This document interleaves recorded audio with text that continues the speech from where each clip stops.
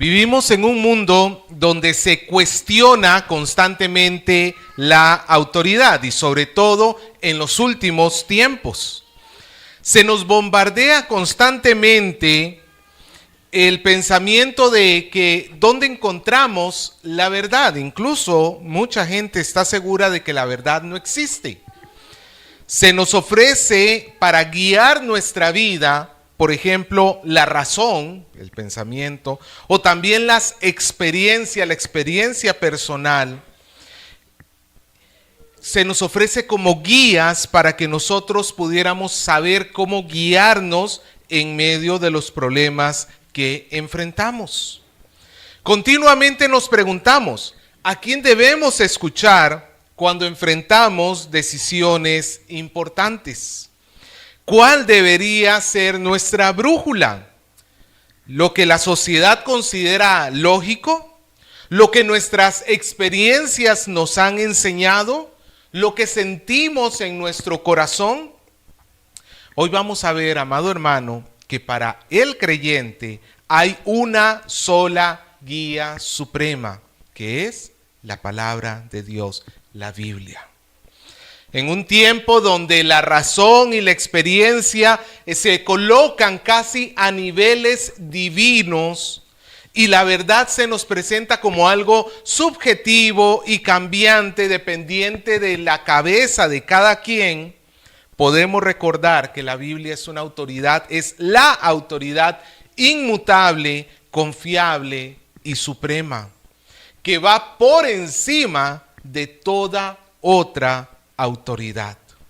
Hoy vamos a ver cómo esa misma escritura nos guía no solamente en cuanto a lo que nosotros conocemos, sino también en cuanto a lo que nosotros hacemos, porque la Biblia es guía en fe y conducta para el creyente.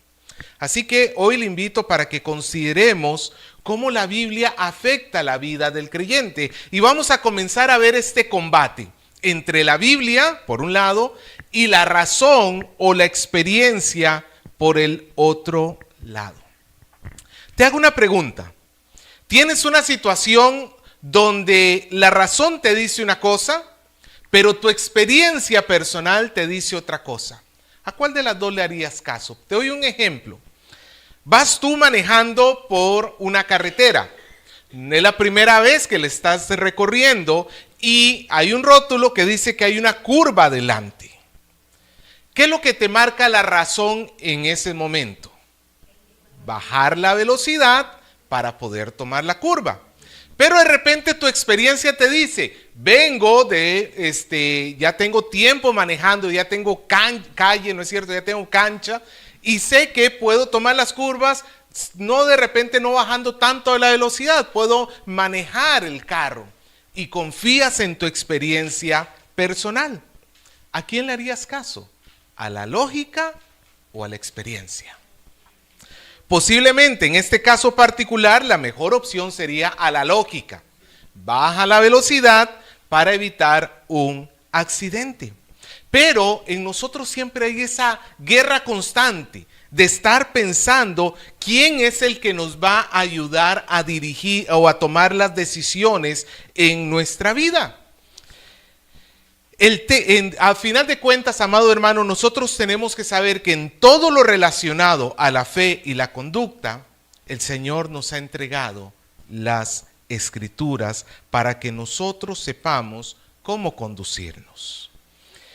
Sola Escritura es el principio que se marcó en la Reforma. Durante el tiempo en que la Iglesia romana había dejado de lado la Escritura para poner dos grandes guías para sus pensamientos. Para la Iglesia Católica, la tradición, o sea, cómo se han hecho las cosas a lo largo de los siglos, y el magisterio, que era la cúpula, las personas más expertas en el conocimiento de la teología, ellos estaban por encima de la Biblia. Un caso muy evidente de esto es, por ejemplo, lo relacionado al purgatorio. La Biblia en ningún lugar muestra que haya un lugar intermedio después de la muerte entre el cielo y el infierno. Vemos en la Biblia claramente que cuando muere una persona, o va a la presencia de Dios o va al lugar de sufrimiento. ¿Se acuerda de la historia que Jesús cuenta del rico y Lázaro? O por ejemplo en Hebreos, que se nos dice que el hombre muere una sola vez y después de esto, el juicio. Pero el magisterio había establecido que una vez que el creyente había muerto, si no había sido completamente santo, iba a un lugar intermedio llamado purgatorio para poder pagar por sus pecados y limpiarse completamente. Y una vez limpio, ahí sí podía ir al cielo. Claro, había formas de cómo acelerar el proceso. ¿Y sabe lo que incluía? Exactamente, las indulgencias, pagar para que esta persona pueda salir, ya sea que tú pagaras en esta vida, o sea, pagar dinero para comprar indulgencias para ti, o que tú le compraras indulgencias a tu mamita que ya había fallecido, a una persona que ya había fallecido. Y a pesar de que la Biblia es clara, no importó, porque había una autoridad que se había levantado por encima de la Biblia llamada magisterio, y el pueblo fue engañado durante mucho tiempo. Hasta que en 1517, conocemos la historia, Martín Lutero pone el dedo sobre la llaga y señala a las indulgencias como artimaña para sacar el dinero. Y coloca las escrituras como la autoridad suprema, sujetando a ella al magisterio y a la tradición y cualquier otra autoridad. Ese es el principio que se conoce como sola escritura. Y está en consonancia con lo que nuestro Señor Jesucristo nos dice en Juan capítulo 17, versículo 17. Búsquelo conmigo, por favor. Juan capítulo 17, versículo 17. En la oración sumo sacerdotal de nuestro Señor Jesucristo, Él ora al Padre y dice estas palabras. Dice Juan 17, 17, santifícalos en tu verdad, tu palabra es verdad. Tu palabra. ¿Dónde encontramos la verdad? En la palabra de Dios. Este es un principio válido para cualquier autoridad que se quiera levantar por encima de las escrituras. Pero hoy ya no tenemos al magisterio, por lo menos nosotros los evangélicos, no estamos bajo lo que diga el magisterio romano, ni tampoco bajo lo que dicen las tradiciones romanas. Pero sí hay ciertas autoridades que se tratan de levantar el día de hoy para tratar de ser la guía de nuestros pensamientos. Una de estas autoridades es la razón.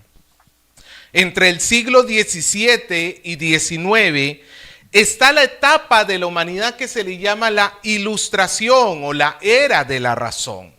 Durante este tiempo, el hombre experimentó grandes revoluciones en su conocimiento y se puso gran énfasis en el uso de la razón, en el uso del método científico y la observación empírica. Esto llevó a grandes pensadores, llevó a que grandes pensadores hicieran aportes muy grandes en muchas áreas de la humanidad.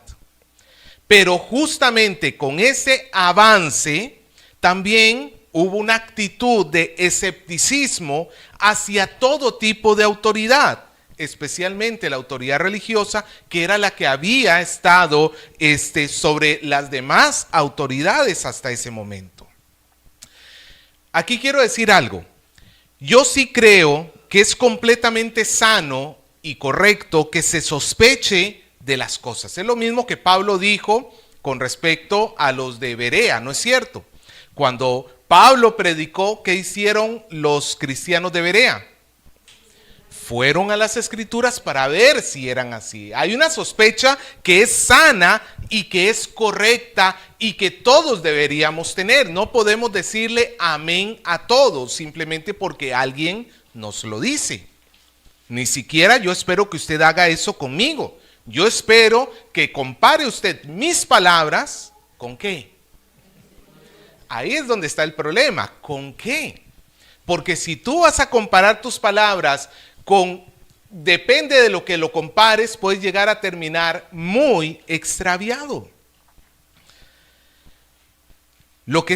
Nosotros debemos comparar lo que escuchamos con las Escrituras. Lo que está completamente equivocado es pensar que la razón puede estar por encima de las Escrituras. Y quizás para más de uno le va a sonar esto ilógico. ¿Cómo la razón va a estar por debajo de las Escrituras? Pues déjame decirte que es bastante lógico pensar que la razón debe estar por debajo de las Escrituras. Déjame explicártelo. Hay cuestiones donde la razón es incapaz de comprender a Dios y a sus obras. Es más, si pudieras entender completamente a Dios a través de la razón, significa que Dios tiene la misma altura que el hombre. Pero la Biblia declara, por ejemplo, en Isaías 55:9, como son más altos los cielos que la tierra, así mis caminos son más altos que vuestros caminos, y mis pensamientos más que vuestros pensamientos. ¿Tú tienes perro? ¿Gato? ¿Periquito aunque sea? Ya, por lo menos el pericote que vive en tu casa. Yo espero que no. ¿Tú crees que tu perro entiende todo lo que tú dices y haces? Puede entender algunas cosas, sí. Es más, el perro es de los animales que mejor entiende al ser humano, pero no entiende todo. No te entiende. Es más, si no nos entendemos ni a nosotros mismos. ¿No es cierto? No, el perro no llega a entender mucho de lo que tú haces. ¿Por qué? Porque tú eres un ser muchísimo más complejo, mucho más inteligente. Tienes cosas que el perro no tiene. De la misma manera, y esto lo digo con todo respeto, tú y yo nos parecemos al perro. ¿En qué sentido? En que no podemos con nuestra capacidad tratar de entender a Dios, porque Dios es mucho más grande de lo que nuestra cabeza puede entender. Alguien dijo que sería como pretender meter todo el océano en un vaso de agua. Es imposible simplemente. Pero hay otro factor, no solamente la grandeza de Dios lo que hace evidente que yo no puedo basarme en mi razón para tratar de entender esta vida, que Dios la ha creado, ni a Dios, ni a nada con respecto a lo que tengo en torno. Hay otra razón más que me muestra la supremacía de las Escrituras sobre la razón, y es que mi razón está dañada por el pecado. Busque Efesios capítulo 4, versículo 17 y 18. Efesios capítulo 4, versículo 17 y 18. Pablo hablándole a los efesios acerca de cómo el creyente tiene que responder ante la verdad de que estamos en Cristo Jesús. Pablo dice en Efesios 4, 17: esto pues digo y requiero en el Señor, que ya no andéis como los otros gentiles que andan ¿dónde? ¿Que andan cómo? En la vanidad de su mente. Vanidad es algo vacío, algo inútil. Y no es que Pablo esté llamando a la gente tonta, sino está llamando que sus pensamientos en sí mismos son vanos, necios, vacíos. ¿Por qué? Sigue diciendo, teniendo el entendimiento entenebrecido, ajenos a la vida de Dios por la ignorancia que en ellos hay, por la dureza de su corazón. Esta es la condición del hombre natural. Su entendimiento está entenebrecido. Es ajeno a Dios, a su vida, a todo lo que conlleva la presencia de Dios. Así que una persona con entendimiento entenebrecido no puede llegar a ver las cosas como Dios las ha creado verdaderamente. ¿Tú has visto aquellas gafas de cine de los años 80 donde un lente era rojo y el otro azul? ¿Cuántos llegaron a utilizar esas gafas? ¿Sí? En el cine, sí, claro. Había que... ¿Tú sabes cómo funcionaban esas gafas? ¿Por qué un lente era rojo y el otro era azul? Porque el lente rojo borraba cierto... A ver, para no entrar mucho en detalle, pero para que me entienda, la película se proyectaba, si tú te quitabas la gafa, ibas a ver medio rara la película. Porque sí, se veía borrosa porque habían colores azules y rojos que no deberían estar allí normalmente. Pero es que justamente el color, la gafa roja iba a borrar los colores azules, rojos, y la gafa azul iba a borrar los colores azules, creo que lo he dicho bien, rojo borra rojo, azul borra azul, de tal manera que los dos ojos veían imágenes ligeramente diferentes, a pesar de que estamos viendo una sola pantalla. Y nuestro cerebro procesa eso como si fuera una sola imagen, y es lo mismo que nuestra vista. Este ojo ve las cosas un poquito para acá, este ojo ve las cosas un poquito para acá, pero cuando se juntan las dos imágenes, vemos el 3D. Exactamente. Vamos a esto, amado hermano. Esas gafas afectan lo que nosotros vemos. Las gafas de sol afectan lo que nosotros vemos. Es más, los que necesitamos anteojos para ver de lejos, sabemos lo que cuesta ver. Por ejemplo, yo ahorita que me he quitado los lentes porque me estaba picando el ojo, por ejemplo, por decirlo así, a Miriam, a Kelly, las veo medio borrosas. ¿Por qué? Porque no tengo bien mis ojos. Sé que están allí. Bueno, tampoco es que soy tan cegatón que no las veo para nada, pero sé que están allí. Pero, por ejemplo, hay detalles que ya no logro ver. Pierdo esa capacidad. Pero esa capacidad lo vuelvo a ganar cuando me pongo las gafas y veo. Ahí gano esa capacidad. Eso es lo que sucede con el hombre de manera natural. Es incapaz de poder percibir las cosas de Dios. Y como no las ve, como no las entiende, su concepto egoísta y altanero, es decir, Dios no existe. Es un grave error tratar de entender la realidad, pero quitando a Dios de la ecuación. Porque estamos quitando lo que es verdaderamente objetivo. Por ejemplo, cuando se vuela un avión, el piloto tiene no solamente su vista para poderse guiar, tiene una serie de instrumentos en su cabina.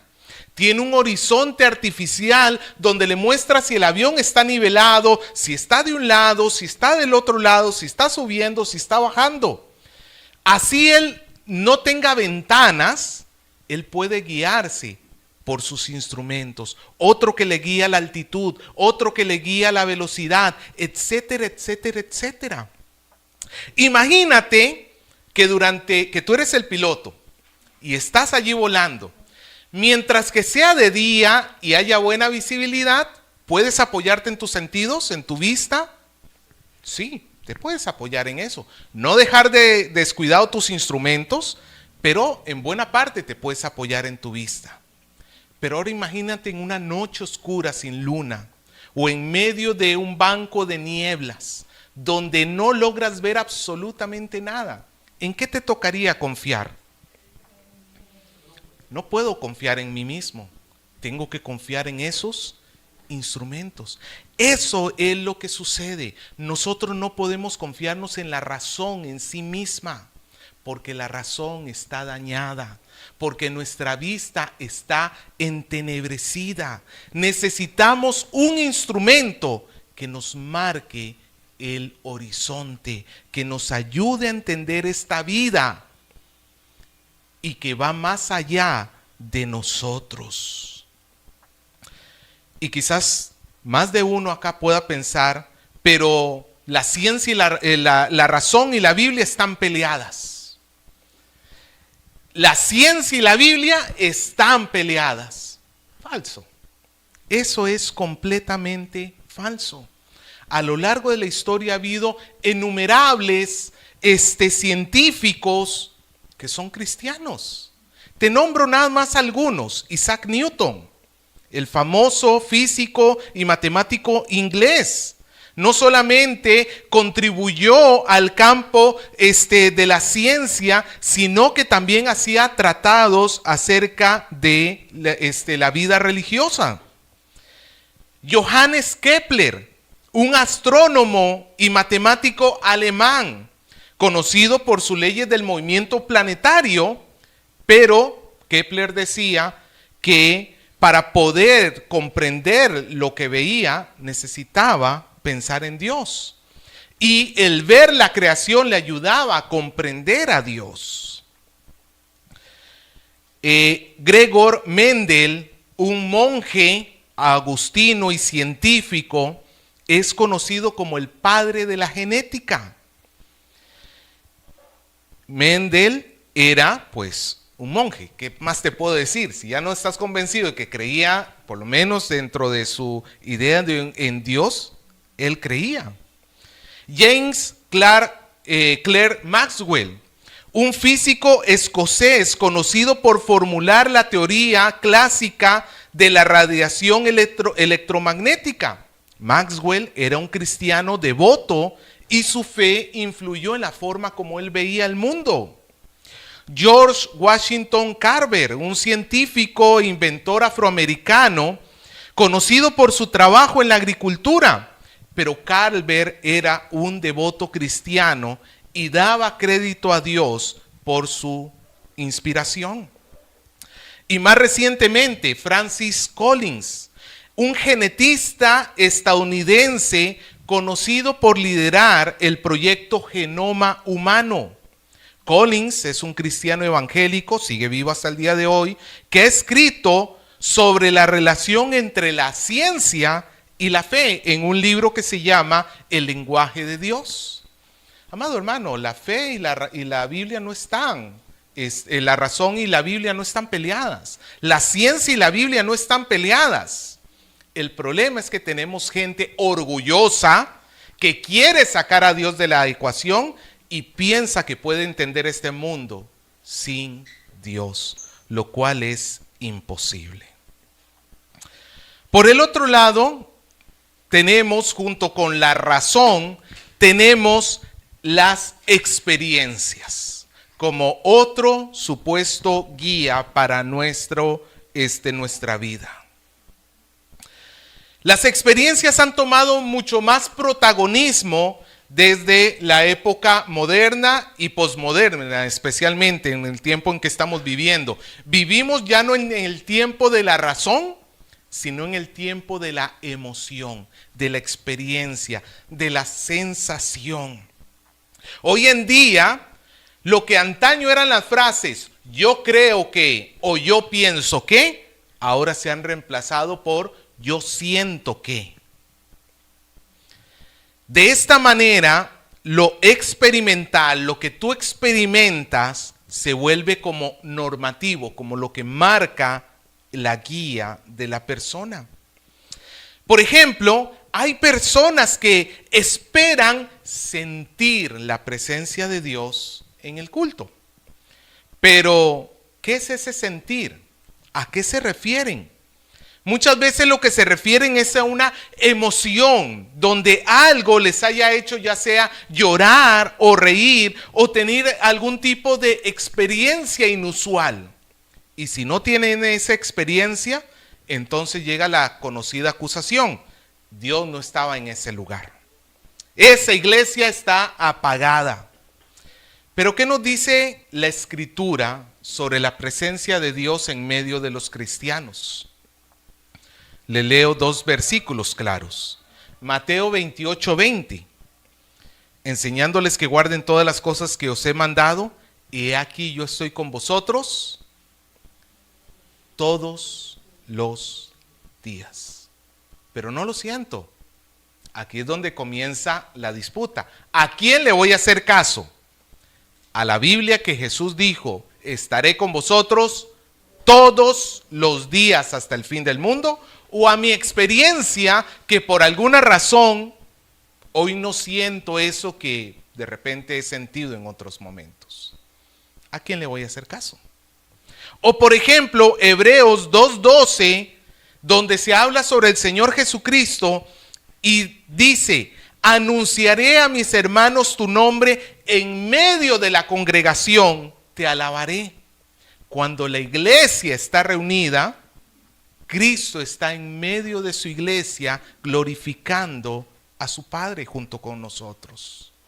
En este momento, aunque tú digas o no sienta lo que sientas, más allá de eso, la fe, las Escrituras nos muestran que Cristo está en medio de nosotros, glorificando al Padre juntamente con el pueblo de Dios. Hace un tiempo, hace poquito, escuché una declaración de Dante Gebel, muy irresponsable, que marca cuán extraviado está su corazón.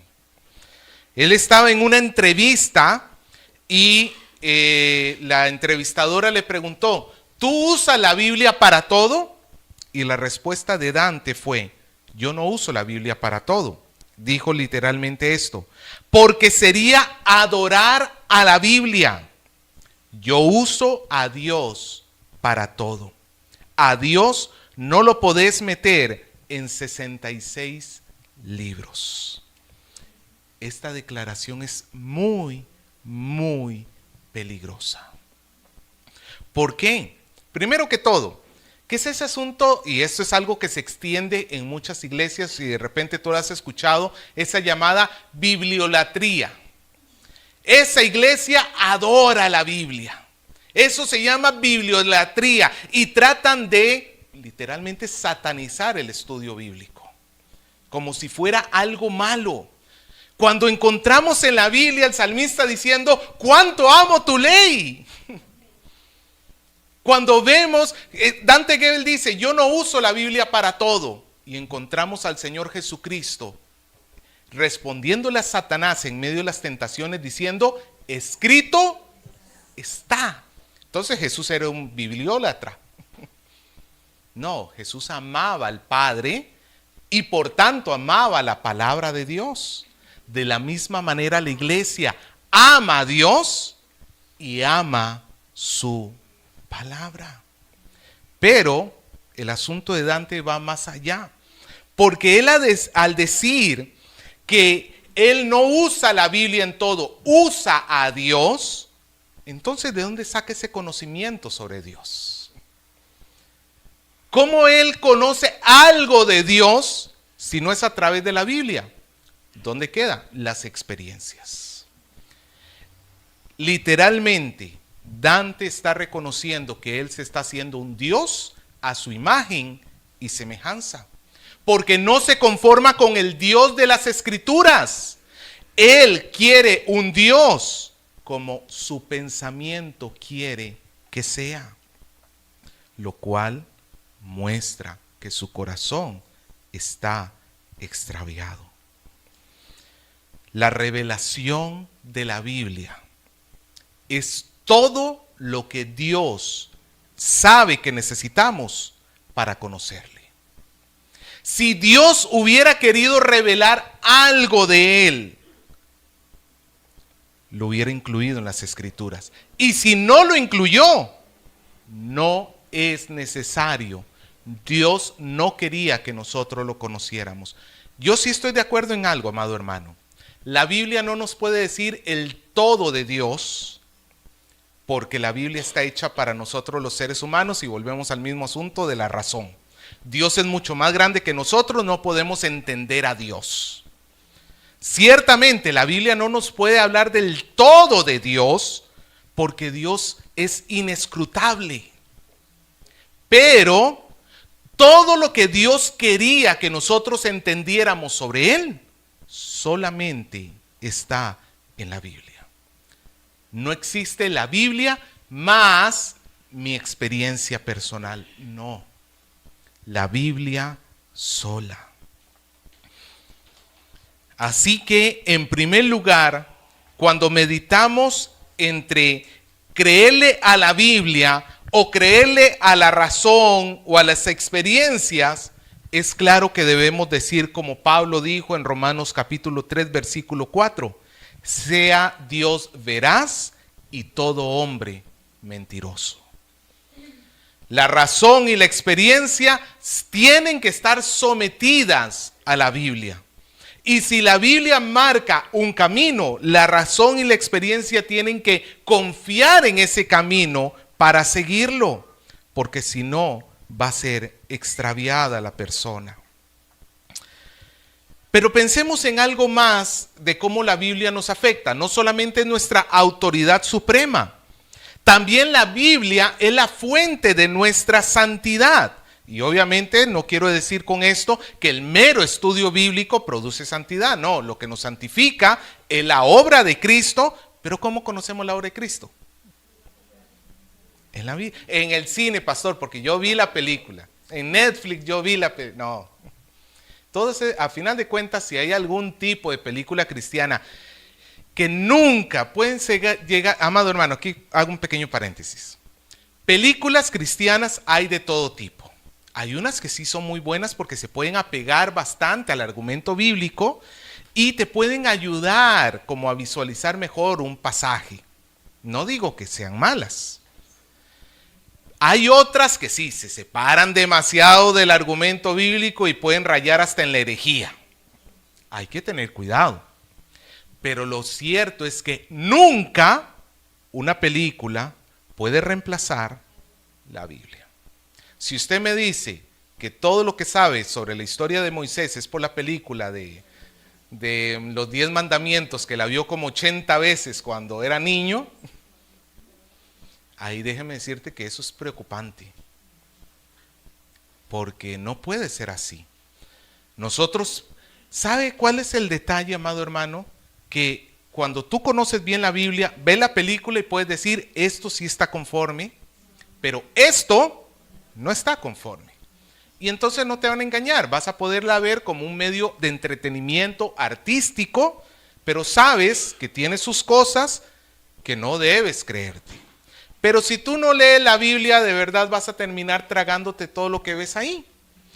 Si tú le preguntas a la gran mayoría de la gente en la calle sobre la historia de Moisés, no tienen la historia de la Biblia en su cabeza. Tienen la historia de la película. No, amado hermano, la Biblia no solamente tiene que nutrir nuestro pensamiento, sino que también tiene que llevarnos a la santidad. Busca conmigo el Salmo 119, versículo 9 al 11. Salmo 119, 9 al 11. Salmo 119, como usted sabe, es el himno a la palabra de Dios.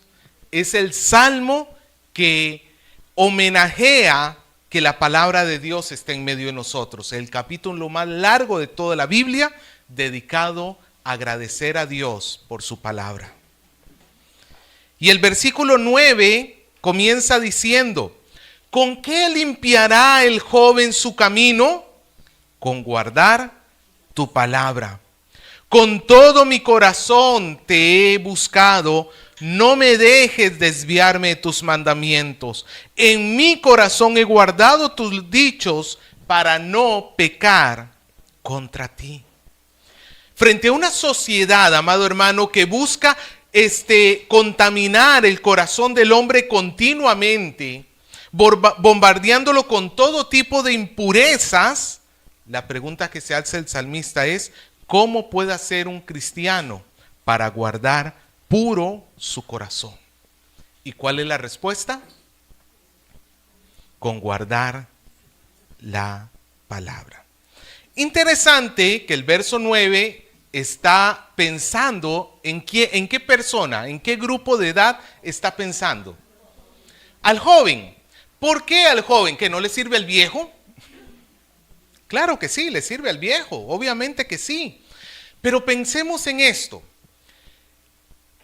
De las 3 guías que hemos pensado, la razón, la experiencia y la palabra. ¿El viejo tiene experiencia? Bastante. ¿Tiene conocimiento, razón? También ha ido acumulando bastante. Y tiene la palabra. La palabra la pone por encima de todo, si es que es sabio. El joven, ¿cómo es su condición? ¿Tiene experiencia? Es la típica, ¿no? Necesito trabajo para ganar experiencia, pero para tener trabajo necesito experiencia. La típica que se enfrenta el joven. ¿Tiene conocimiento? En cierto punto, pero todavía está creciendo en su conocimiento. Todavía está mucho por delante. Está verde, en otras palabras. En otras palabras, lo que está diciendo el salmista es, lo que necesita el joven, antes que experiencia, por decirlo así, antes que conocimiento, ¿qué es lo que necesita en su vida primariamente? Guardar la palabra de Dios. ¿Con qué tendrá limpio el joven su camino? No es basándose en sus pensamientos, en sus experiencias, no es basándose en la tradición o en lo que dice fulano, mengano, no es ni siquiera confiando en sí mismo, como bien lo leía la hermana Galilea al inicio. Maldito el hombre que confía en el hombre. Amado hermano, lo que necesita la persona para poder vivir de una manera santa es la palabra. Es la palabra de Dios. Joven, ahora que tú estás en esta etapa de tu vida donde eres susceptible a fallar por falta de experiencia, por falta de conocimiento, no hay mejor guía para ti que la Biblia. Recuerda esto, un error a temprana edad va a cambiar el resto de tu vida. Los que ya hemos pasado por esa etapa, lo sabemos muy bien. Un error a temprana edad nos va a afectar el resto de la vida. Joven, aprende que para que no camines por esos caminos de error, necesitas la Biblia. Pero el llamado es para todo creyente en general. Sin la palabra de Dios no hay santidad en el creyente. Es muy común que cuando se deja de lado el estudio de las Escrituras, surjan 2 tipos de guías que quieren guiarnos a nosotros. Por un lado, las tradiciones. Pensar que como se ha hecho las cosas, así se tienen que seguir haciendo. Este es un grave problema que tenemos en la iglesia el día de hoy. Te doy un ejemplo. El problema que tenemos con la sangre de Cristo, que ya creo que lo he mencionado en otros momentos.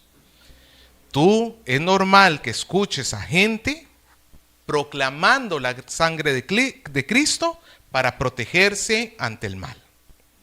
Que viene el camión rápido, la sangre de Cristo, grita la persona. Que va a salir el hijo a la calle, que la sangre de Cristo te acompañe, te cubra. Eso yo sé que son deseos muy bonitos, pero ¿tienen sustento bíblico? Deberías ir a las Escrituras y en todo caso haz un estudio sobre qué hace la sangre de Cristo en las Escrituras. Ya lo hemos hecho en varias ocasiones nosotros acá. Y ciertamente no tiene que ver nada con una protección como si fuera un amuleto, una invocación mágica que si no la dices, pues Dios te deja por ahí tirado y ya ves, para la próxima invoca mi sangre, te dice el Señor. No, no es así.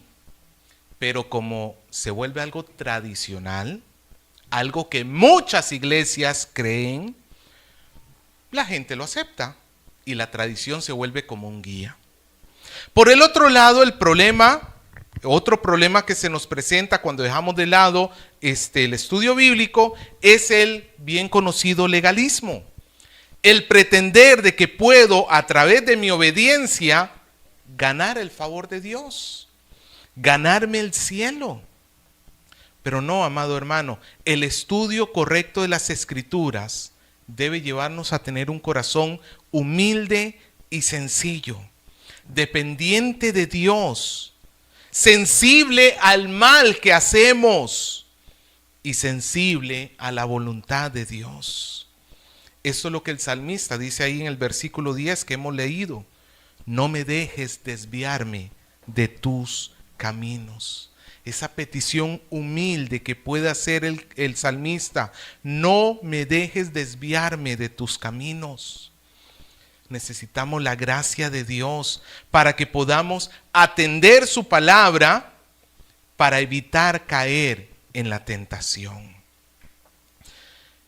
La santificación es la obra donde se necesita humildad del creyente, donde se necesita que el creyente dependa de su Señor, como un niño depende de su padre. Finalmente, versículo 11 del Salmo donde estamos leyendo, el salmista nos recuerda la importancia de atesorar la palabra de Dios. El versículo 11 dice, en mi corazón he guardado tus dichos para no pecar contra ti. Ahora, guardar los dichos puede ser la memorización de la palabra, que eso es muy bueno. Yo te animo, amado hermano, para que trates de memorizar la palabra de Dios. ¿Sí está conmigo? Amado hermano, inténtelo, porque no es que, ay pastor, es que todo se me olvida, todo se me olvidó. Voy a la cocina y ya no sé ni para qué iba. Sí, nos pasa, nos va a pasar.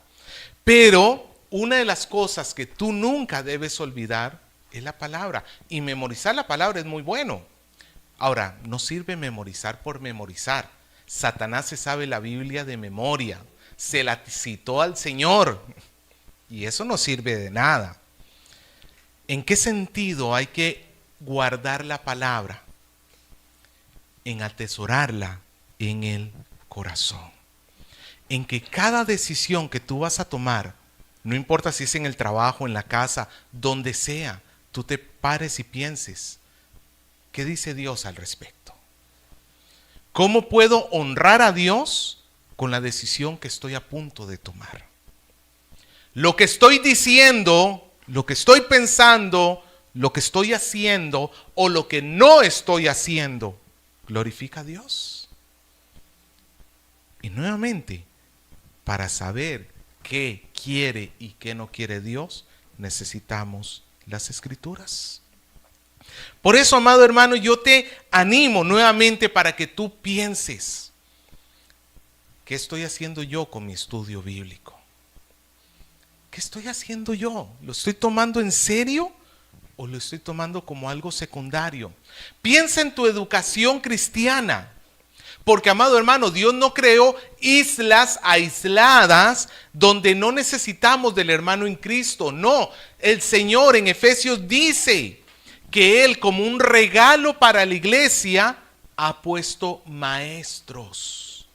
Personas que conocen, entienden un poco mejor que nosotros y que necesitamos de ellos para que podamos nosotros también crecer.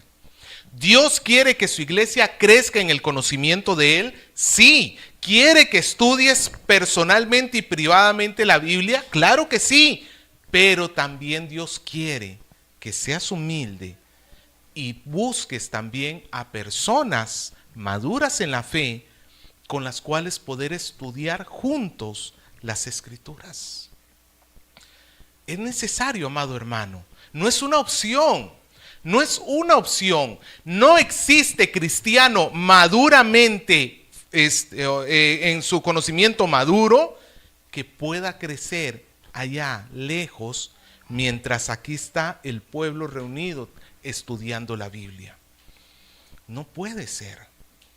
Habemos muchas personas acá que están descuidando completamente sus estudios bíblicos a nivel de la iglesia, donde ya sea por inconstancia, unas veces sí, unas veces no, parece como la luciérnaga. ¿Tú has visto las luciérnagas? ¿Alguna vez has tenido el privilegio de verlas? Son lindas, pero van encendiendo y apagando, encendiendo y apagando. No sea un cristiano luciérnaga, por favor. Sea constante, pero peor aún cuando ya quisimos y nos apagamos y ha pasado el tiempo y ya no volvimos a retomar el estudio. O peor aún, nunca lo hemos hecho. ¿Cómo te llamas cristiano si no tienes la necesidad de conocer más a Dios? Es muy extraño, es ajeno a la Biblia ese tipo de cristianismo. La Biblia nos enseña que el pueblo de Dios se reúne a conocer a Dios juntos. Así que, hermano, yo te animo para que hoy puedas aceptar este desafío. Crecer en nuestro conocimiento de Dios a través del estudio de la Biblia. Somete todos tus pensamientos a Dios. Recuerda que ni siquiera la lógica está por encima de la Biblia. La lógica está afectada por el pecado. Sería muy arrogante de tu parte decir, porque no lo entiendo, no lo creo. Hay cosas que no las vamos a llegar a entender, pero con humildad hay que llegar a decir, Señor, y si tú lo dices, es verdad, porque tú no mientes, porque tú eres más grande que yo, porque tú ves lo que yo no logro ver. Pidámosle a Dios que nos dé ese corazón humilde y sensible que necesitamos para acercarnos a las Escrituras.